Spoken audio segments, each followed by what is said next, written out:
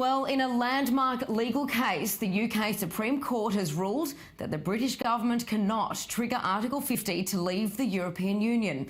It's the first time all 11 Supreme Court justices have sat on the same case to rule whether the government needs Parliament's consent to start the process of Brexit.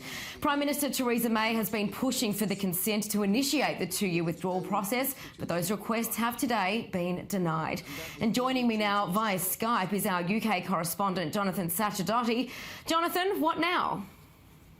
Well, this, of course, is something that many people expected, but Theresa May and the government now have to find a way to pass a bill in government with a parliamentary vote, which will enable them to stick to the timetable laid out for triggering Article 50. That was to do so during March this year. That makes it very tight. And what many people are predicting is that they're going to put it to a one-clause, maybe, bill that they're going to ask Parliament to vote on. There's then the question of who will vote against it. Many MPs on both sides, Labour and Conservative, have said they won't vote against it because they're going to respect the will of the people, who did, after all, vote in a referendum that the UK should leave the EU. If not a big majority, a majority nonetheless. But what could happen that could delay things is that different MPs in the House of Commons could decide to place amendments and try to alter the wording so that it puts in place requirements for deciding exactly how the negotiations might go and what positions Britain might take. And that in turn could stall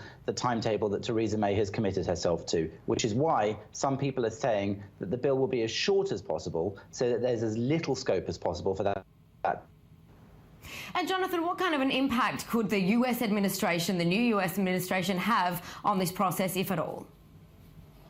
Well, it's difficult for anyone to have any impact now. This, of course, was an appeal taken to the Supreme Court by the government after a High Court judgment which was against them, saying that there had to be a parliamentary vote. There's little anyone can do from outside the UK. Indeed, the government has now accepted this judgment and said they're going to move on respecting it, because the rule of law is ultimately what counts in the country, as they say, not just for the people and citizens, but also for the government. This was a decision not about Brexit happening, but about how it would happen politically. And the Supreme Court said that in their finding, that this doesn't alter the fact that Britain will be leaving the EU according to the laid out plans in Article 50. It just means that Parliament has to have a say in altering the rights and laws of the country, because that is part of the British Constitution. That's a requirement which they are protecting through the law.